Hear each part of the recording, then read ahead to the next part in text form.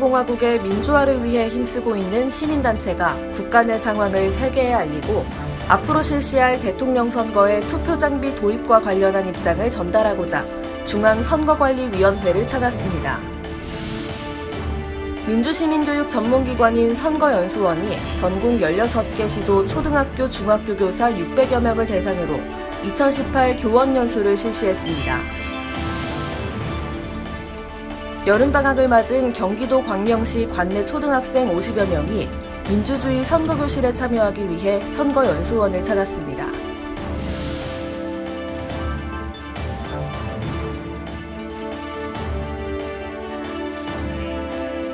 시청자 여러분 안녕하십니까? 한국 선거방송 뉴스입니다. 콩고 민주공화국이라고 혹시 들어보셨습니까? 인구 8,400만여 명, 면적 세계 11위의 아프리카 중부에 위치한 나라인데요.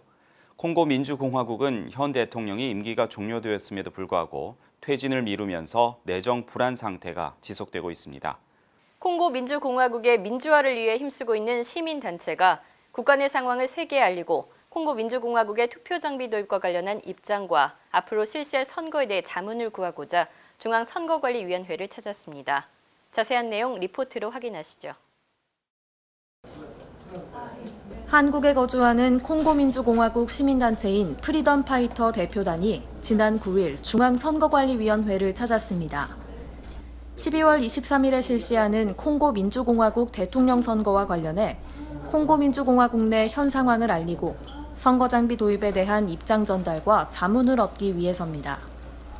프리덤 파이터는 콩고 민주공화국 대통령 선거에 한국 기업 미루시스템즈의 터치스크린 투표 시스템 사용이 결정되자 지난 7월 미루시스템즈와 중앙선관위, 법무부, 국회, 그리고 세계선거기관협의회인 A웹에 해당 선거장비 도입에 반대를 표하는 청원서를 전달한 바가 있습니다. 프리덤 파이터의 웰룬구 논비 헨리 대표는 콩고 민주공화국 대선의 터치스크린 투표 시스템 도입은 전기 상황이 열악하고 문맹률이 높은 상황에서 부정선거의 빌미를 제공할 우려가 있다며 해당 선거장비 도입에 대해 중앙선관위가 반대의 입장을 콩고 민주공화국 선거위원회에 권고해달라고 요청했습니다. 이에 김대년 사무총장은 콩고 민주공화국의 대선 정국에 대해 깊은 우려를 표하며 중앙선관위가 콩고 민주공화국 선거위원회의 방침에 대해 개입할 수 없는 한계가 있다며 공식적인 입장을 전했습니다. 또한 이번 접견 결과를 외교부 등 관계기관에 전달하고 조속히 콩고 민주공화국 내의 정치적, 사회적 안정이 되길 희망한다고 말했습니다. 앞서 지난 4월 중앙선관위는 콩고 민주공화국의 터치스크린 투표 시스템 사업과 관련 어떠한 지원 또는 보증을 한 사실이 없다는 공식 입장을 콩고 민주공화국 선거위원회에 통보했습니다. 한편 콩고 민주공화국은 현 카빌라 대통령이 2016년 12월 헌법상 임기가 종료되었음에도 불구하고 대통령직에서 물러나지 않아 시민들의 반정부 시위가 발생, 시위 참가자 6명이 숨지는 등 국정 혼란 사태를 겪고 있으며 카빌라 대통령은 2001년 초 부친 로랑 카빌라 전 대통령이 암살된 후 현재까지 17년간 대통령직을 집권하고 있습니다. 초등학교와 중학교는 현재 여름방학이 한창이죠. 방학을 맞이한 학교의 선생님들은 어떤 생활을 하고 있을까요? 저희가 만난 선생님들은 학생들에게 보다 효과적이고 체계적인 민주시민 교육을 위해서 구슬땀을 흘리고 있었습니다. 선거연수원 교원연수 현장 영상으로 소개해드립니다. 서울시 관할 초중학교 선생님들이 오늘만큼은 학생이 되었습니다. 선생님들은 실제 학생들처럼 손을 들어 발표를 하기도 하고 적극적으로 강의에 참여합니다.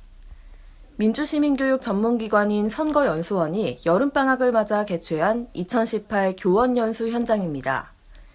이번 연수는 서울을 비롯해 충청, 경상, 그리고 제주까지 세종시를 제외한 16개 시도 초등학교, 중학교 교사 600여 명을 대상으로 지역마다 각 5일씩 2주에 걸쳐 진행됐습니다. 2018년도 교원연수는 미래 유권자인 학생들의 주권의식 함양을 돕고 올바른 정치 참여에 대한 교육이 이루어질 수 있도록 민주주의 제도를 비롯해 선거제도, 정치 발전에 대한 기본적인 이론 강의를 시작으로 스피치, 토의 토론 방법, 감성 소통법, 학교 선거의 올바른 운영 방법 등 학생들과의 적극적인 커뮤니케이션을 돕고 실제 교육 현장에서 활용할 수 있는 다양한 교수법에 대한 강의로 이뤄졌습니다. 강의를 들으면서 느낀 건 정말 요즘은 참여와 소통이 중요한데 학생들에게 좀 더 이 강의를 통해서 잘 전달할 수 있었으면 좋겠습니다. 선거연수원에서는 해마다 방학 기간을 맞아 민주시민교육의 일환으로 초중등학교 교원 대상 교원연수를 실시하고 있으며 해마다 전국 600여 명의 교사들이 교원연수 참여로 미래유권자 양성 및 민주시민교육에 힘쓰고 있습니다. 선거연수원이 이번에는 방학을 맞은 학생들을 위한 교육을 마련했습니다. 바로 민주주의 선거교실 체험 프로그램인데요. 선거 전시 체험관을 활용한 친근한 민주주의 교육으로 아이들은 수업이 아닌 놀이로 민주주의와 한결 가까워졌습니다. 선거연수원의 민주주의 선거교실 영상으로 만나보시죠. 중앙선관위 선거연수원이 아이들의 웃음소리로 가득 찼습니다. 선거연수원에서 청소년들의 민주주의 교육을 위해 마련한 민주주의 선거교실 현장입니다. 경기도 광명시 소재 초등학교 학생 50여 명이 방학을 맞아 민주주의 선거교실에 참가하기 위해 지난 9일 선거연수원을 찾았습니다. 선거와 민주주의에 관련된 시청각 자료 상영, 선거연수원 시민교육부 조병선 주무관의 민주주의 교육, 퀴즈풀이 등에 이어 선거 전시 체험관으로 이동한 학생들은 역사 속 선거 관련 사료 전시를 관람하며 우리나라의 선거와 민주주의 역사를 한눈에 확인할 수 있었습니다. 선거라는 것을 더 자세히 알게 됐고 어른들이나 투표하는 분들에게 투표를 꼭 하세요라고 알려주고 싶어요. 선거에 대해 잘 몰랐는데 좀 더 잘 구체적으로 알게 되니까 좀 좋았어요. 내가 알게 된 거를 엄마한테 알려주고 부모님께 알려주고 싶어요. 또한 학생들은 선거 포스터 속의 주인공이 되어보기도 하고 실제 어른들처럼 유권자가 되어 소중한 한 표를 행사하며 어렵게만 느껴졌던 선거를 체험을 통해 배울 수 있었습니다. 한편 중앙선관위 선거연수원은 민주선거 70주년을 기념해 마련한 선거 전시관을 민주시민교육의 장으로 활용하고 청소년 눈높이에 맞는 선거, 민주주의 교육을 위해 민주주의 선거교실 프로그램을 운영하고 있으며 보다 흥미롭고 즐거운 민주시민교육을 위해 다방면의 교육 프로그램을 연구, 개발하고 있습니다. 토론은 고대 도시국가 아테네에서부터 행해지던 합리적이고 민주적인 의사결정 방법 중 하나로 민주사회와 떼려야 뗄 수 없는 중요한 요소로 자리 잡고 있죠. 대구광역시 내 고등학생들이 한자리에 모여서 진정한 토론 강자를 가렸습니다. 열띤 토론 현장 리포트로 전해드립니다. 지난 28일 경북대학교에서는 제8회 대구광역시 고등학교 토론대회가 개최되었습니다. 대구광역시 선거관리위원회가 주최하고 대구광역시 선거방송토론위원회가 주관하며 관할교육청 주관으로 개최된 이번 토론대회에는 대구 지역 내 고등학생 참가 희망팀 중 동영상 심사를 통과한 32개 팀이 참가해 열띤 경쟁을 벌였습니다. 미래 유권자인 학생들의 시각에서의 제7회 전국동시 지방선거의 평가를 위해 고등학생에게도 교육감 선거권을 주어야 한다가 토론 논제로 주어졌으며 추첨으로 찬반을 나눈 학생들은 다양한 방법으로 자신들의 의견과 주장을 피력했습니다. 참가팀 중 이세빈, 이수연 학생의 수세미 팀이 대상의 영예를 안았고 수상자들에게는 대구광역시 선거관리위원회 위원장상과 장학금 60만 원이 그리고 중앙선거방송토론위원회가 개최하는 전국 고등학생 토론대회에 지역대표로 참가할 수 있는 자격이 수여되었습니다.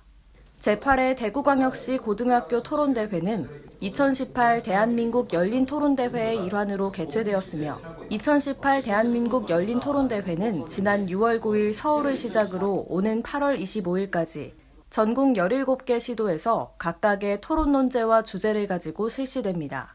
한편 중앙선거방송토론위원회는 다양한 계층을 대상으로 하는 토론대회의 활성화를 통해 토론 문화가 정착되길 바란다고 밝혔습니다. 국민의 향상된 정치의식과 변화된 선거 환경에 부합하는 선진 선거제도 구현을 위해 중앙선거관리위원회 내에 정치관계법 제도개선 연구반이 편성 운영됩니다.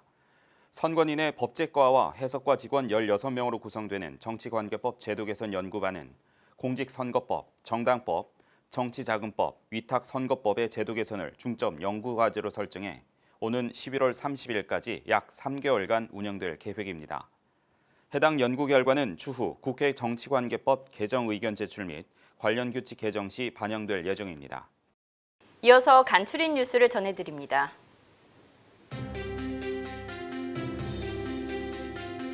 지난 6월 13일 실시되었던 제7회 전국 동시지방선거의 보전 비용 및 부담 비용 지급액이 확정되었습니다. 보전 대상 정당 및 후보자 수는 6,619명으로 보전 청구액은 3,859억 7,900만 원이며 그중 보전액은 3,202억 9천만 원입니다. 부담 비용은 29억 7천만 원입니다. 함께 실시되었던 국회의원 재보궐선거의 보전 청구액은 35억 9,400만 원이며 보전액은 30억 4,900만 원으로 보전 대상 후보자 수는 27명입니다. 선거관리위원회는 정당 후보자의 보전 청구 내역을 현장 실사 등을 통해 면밀히 확인 조사하고 허위, 과장, 축소 등 잘못된 청구에 대해서는 감액 조치 등 국민의 세금이 헛되이 쓰이지 않도록 적극 노력하고 있습니다. 중앙선거관리위원회는 비례대표 국회의원 후원회에 2018년도 상반기 정치자금 수입 지출 내역 등을 공고한다고 밝혔습니다. 이번에 공고되는 내용은 정치자금 수입 지출 내역 및 재산 상황이며 공고 기간은 8월 7일부터 11월 7일까지 3개월간입니다. 한편 중앙선관위는 정치자금법 제40조에 따라 비례대표 국회의원 후원회에 회계보고를 접수하고 있으며 같은 법 제42조에 따라 정치자금 수입 지출 내역을 공고하고 있습니다. 중앙선거관리위원회의 적극적인 온라인 투표 지원이 이어지고 있습니다. 우미린 에듀파크 2단지 관리방법 결정 주민투표 등 17건의 온라인 투표 지원이 진행됐으며 이에 따른 선거인은 총 11,251명입니다. 우리나라의 정당 수 혹시 알고 계십니까? 우리나라는 헌법을 통해서 자유로운 정당 설립을 보장하고 있는데요. 그렇다면 정당은 어떻게 설립할 수 있는 걸까요? 오늘 선거 상식에서는 정당 설립을 위한 창당 절차에 대해 알려드립니다. 한보선 아나운서입니다. 중앙선거관리위원회가 지난 7월 26일 발표한 제7회 지방선거 유권자 의식조사 결과에 따르면 유권자들이 지지 후보를 선택할 때 후보의 인물 능력만큼이나 소속 정당을 고려하는 것으로 나타났습니다. 이는 정당이 현대 대의민주주의에 있어서 무엇보다 중요한 요소임을 확인시켜주는데요. 정당이란 정치적인 견해를 같이 하는 사람들이 자신들의 의견을 피력하고 정치적인 이상을 실현하기 위해 조직한 단체로 8월 6일 기준 우리나라에 등록되어 있는 정당은 모두 33개입니다. 그렇다면 이처럼 정당을 설립하기 위해서는 어떻게 해야 할까요? 오늘 선거 상식에서는 정당의 창당 절차에 대해 소개해드리도록 하겠습니다. 헌법 제8조에는 정당의 설립은 자유이며 복수정당제는 보장된다고 명시되어 있습니다. 이는 민주주의 국가인 우리나라에서는 헌법이 보장하는 바에 따라 자유롭게 정당을 설립할 수 있다는 것인데요. 물론 정당법이 정하는 일정한 조건을 충족해야 합니다. 정당은 수도에 소재하는 중앙당과 특별시, 광역시, 도에 소재하는 시도당으로 구성됩니다. 정당은 5개 이상의 시도당을 가져야 하고 시도당은 당의 시도당의 관할구역 안에 주소를 둔 1,000명 이상의 당원을 갖춰 중앙당이 중앙선거관리위원회에 등록함으로써 성립합니다. 그렇다면 정당의 창당 절차는 어떻게 될까요? 처음 정당을 만들기 위해서는 중앙당 창당준비위원회를 결성해야 합니다. 200명 이상의 발기인이 창당 발기인 대회를 개최해 발기 취지, 명칭, 사무소 소재지를 정하고 대표자를 선임해야 하는데요. 이후 중앙선거관리위원회에 신고하고 6개월 이내에 중앙당 창당 활동을 시작해야 합니다. 이때 공무원, 국공립 및 사립학교 교원 등 정치적 중립 의무자를 제외하곤 모두 발기인이 될 수 있으며 당명은 이미 신고된 창당준비위원회 및 등록된 정당이 사용 중인 명칭과 뚜렷이 구별되어야 하고 헌법재판소 결정에 따라 해산된 정당의 명칭과 같은 명칭은 사용할 수 없습니다. 다음으로 시도당 창당 및 등록 신청을 해야 하는데요. 시도당을 창당할 때는 100명 이상의 발기인이 발기인 대회를 개최해 발기 취지, 대표자 등을 정하고 시도당 창당준비위원회를 결성합니다. 시도당 창당대회를 개최해 대표자 간부 등을 선임하고 중앙당 또는 중앙당 창당준비위원회의 승인을 받습니다. 이후 대표자는 관할 시도 선거관리위원회에 등록 신청과 회계 책임자 선임 신고를 해야 합니다. 마지막 단계는 중앙당 창당 및 등록 신청인데요. 5개 이상의 시도당 등록 등 창당 준비가 완료됐을 경우 중앙당 창당준비위원회는 집회 개최일 전 5일까지 일간신문에 창당대회 개최 공고를 내고 중앙당 창당대회를 개최합니다. 중앙당 창당대회에서는 기본 정책이라고 할 수 있는 강령과 당원의 채택, 대표자 간부 등을 선임하게 되는데요. 대표자가 중앙선거관리위원회에 등록 신청과 회계 책임자 선임 신고를 하는 것으로 정당 창당 절차는 마무리됩니다. 정당은 민주주의 사회에서 국민들의 의견을 수렴해 정책을 만들고 정부와 의회와 국민을 연결하는 중간자 역할을 담당함으로써 우리 국가의 발전과 국민의 윤택한 삶에 기여하고 있는데요. 이처럼 중요한 정당의 역할 때문에 정당의 무분별한 난립을 막고 정당의 존재 목적을 더욱 공고히 하기 위해 조금은 복잡하고 까다로운 절차를 거쳐야만 정당을 설립할 수 있는 것입니다. 좋은 정당이 창당되고 또 올바르게 운영되기 위해서는 각 정당의 특성과 역할을 파악해보는 등 국민 여러분의 많은 관심이 필요하다는 것 꼭 기억하시길 바랍니다. 지금까지 선거상식 한보선이었습니다. 선거 역사와 민주주의의 발자취를 따라가 보는 역사 속 그날입니다. 8월 둘째 주 역사 속 그날로 이명훈 아나운서와 함께 떠나보시죠.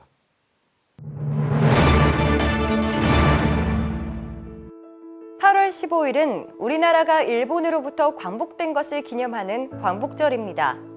1949년 10월 1일부터 광복절은 국경일로 제정돼 매년 전국적으로 경축 행사를 거행하고 있으며 올해로 73주년을 맞이했는데요. 광복이란 빛광, 돌아올 복, 즉 빛을 되찾다는 뜻으로서 잃었던 국권의 회복을 의미한다고 합니다.